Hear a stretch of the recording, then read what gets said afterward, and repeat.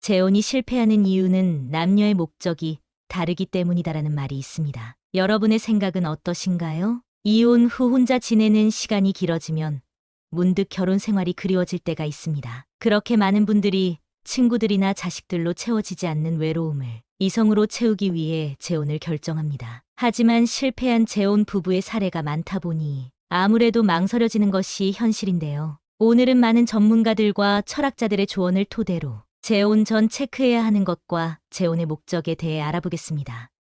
남자와 여자는 재혼의 목적이 다르다. 현실적으로 가정주부를 하던 여자들은 이혼을 하게 되면 먹고 살 걱정의 앞날이 막막하다. 자신이 양육권을 가진 상태라면 아이들을 키워야 하고 일도 해야 하는 상황에 놓이게 된다. 아무리 엄마라고 해도 사람인데 내 생활이 없는 삶을 살고 있으면 우울하지 않겠는가.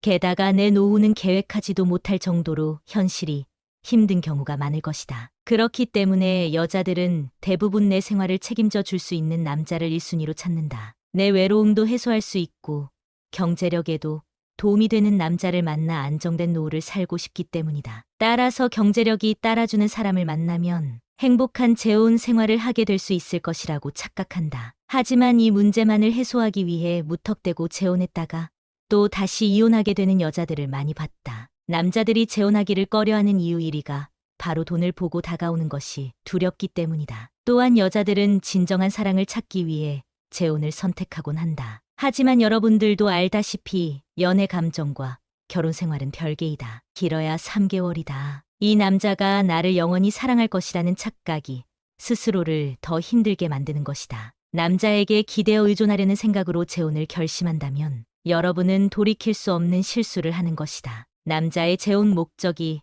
경제적인 도움을 주기 위해서 하는 것이 아니기 때문이다. 그러면 남자들이 생각하는 재혼의 목적은 무엇일까? 남자들은 집에 가면 밥 해주고 밤에 잠자리를 같이 하고 내가 늙었을 때 병수발 해줄 사람을 찾는다. 그리고 어떤 남자들은 재혼하면 자신의 부모를 돌봐달라는 어이없는 부탁을 하기도 한다. 그뿐만인가 남자에게 자녀가 있으면 양육도 책임져야 한다. 행복할 것만 같던 재혼 생활이 막상 닥치면 암담한 미래가 펼쳐진다는 것은 재혼 후 또 이혼하는 83%의 부부들이 증명한다. 애정과 신뢰 없이 결혼한 사람들의 말로는 굳이 말하지 않아도 다 알 것이라 생각된다. 성공적인 재혼을 위해 꼭 체크해봤으면 하는 것들이 있다. 중요한 내용이니 들어보고 주위에 공유도 해보면 좋겠다. 첫 번째는 자식 유무다. 재혼 가정의 경우 높은 확률로 이미 자식들이 있는 경우가 많다. 서로의 자녀들과 충분한 소통을 했는지가 정말 중요하다. 둘만 사랑해서 재혼했다가 자녀 문제로 이별하는 커플을 너무 많이 봤다. 따라서 자녀가 있는지 어떻게 키울 것인지 등 자녀에 대한 구체적인 계획을 재혼할 사람과 꼭 얘기해보는 것을 추천한다. 두 번째는 양가 부모에 대한 태도이다. 결혼이란 가정과 가정이 만나는 것이라고 한다. 그러나 재혼은 더 큰 문제이다. 내 부모가 더 중요한 것이 요즘 세상이다 보니 부모들의 노후를 어떻게 계획하고 있는지 나눠보면 좋다. 또한 나의 부모를, 내가 상대의 부모를 존중할 마음이 있는지도 매우 중요하다. 세 번째는 경제력이다. 남녀 각각 자신의 인생은 책임질 정도의 능력은 있는지를 확인해야 한다. 물론 진심으로 상대를 위한다면 돈이 뭐가 중요하겠는가. 그러나 돈 때문에 상대의 눈치를 보게 되고 의지하게 되는 것만큼 불행한 게 없다. 내 마음으로 온전하게 상대를 대할 수 있다면 괜찮겠지만 그것이 아니라면 서로의 경제력 정도는 알고 있는 것이 좋다. 재혼이 뭐 이렇게 어렵나 생각하고 있다면 정답이다. 재혼은 현실이다. 또 다시 이별의 상처를 겪지 않기 위해 이 정도 과정은 기본으로 거쳐야 한다. 속물이라고 해도 어쩔 수 없다. 몇 차례 검증을 하고 행복한 재혼 생활을 하는 게 훨씬 낫다는 것을 기억해야 한다. 내가 혼자라면 재혼이 실패해도 나만 신경 쓰면 된다. 그러나 내 자식이 받을 상처는 어떻게 할 것이란 말인가.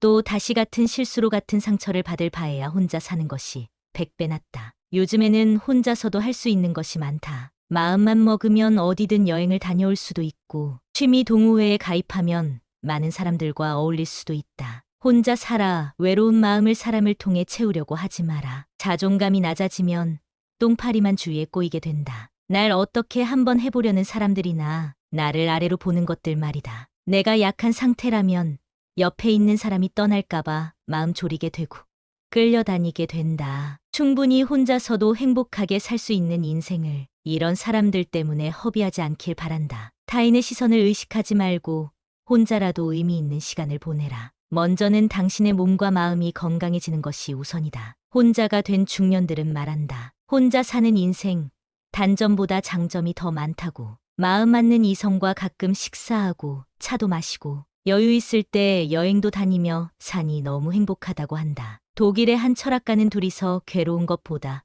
혼자 외로운 것이 낫다고 말했다. 혼자여서 외로울 때도 있지만 그건 잠깐이고 나 이외의 일들로 걱정이나 근심 없이 정신적으로나 육체적으로 편하다는 것이다. 지인들을 만날 때도 상대방의 눈치 볼 필요 없이 맛있는 걸 먹으며 수다를 떨어도 된다. 이보다 더 좋은 일이 어디 있을까 싶다. 만약 사랑하는 사람이 생기더라도 꼭 법적으로 부부여야 할 필요는 없다. 이런 삶을 살아가고 있는 사람들이 공통적으로 말하는 것이 있다. 첫 번째, 타인의 시선을 의식하지 마라. 주위의 불편한 시선 때문에 쫓기듯이 살지 말라는 의미이다. 혼자서 하고 싶은 취미를 찾고 충분히 의미 있게 시간을 보낼 수 있다. 타인의 시선을 의식하는 이유는 기준이 내가 아니라 밖에 있기 때문이다. 나이가 들수록 타인에게 맞춰주는 것이 낭비인 요즘이다. 굳이 쓸데없는 곳에 에너지를 낭비하지 않는 것이 좋다. 좋아하지도 않는 사람을 억지로 만날 필요가 없다는 사실을 기억하라. 신기하게도 이런 감정은 나이가 들면 많은 사람들이 느낀다. 따라서 사람들과 적당히 어울리면서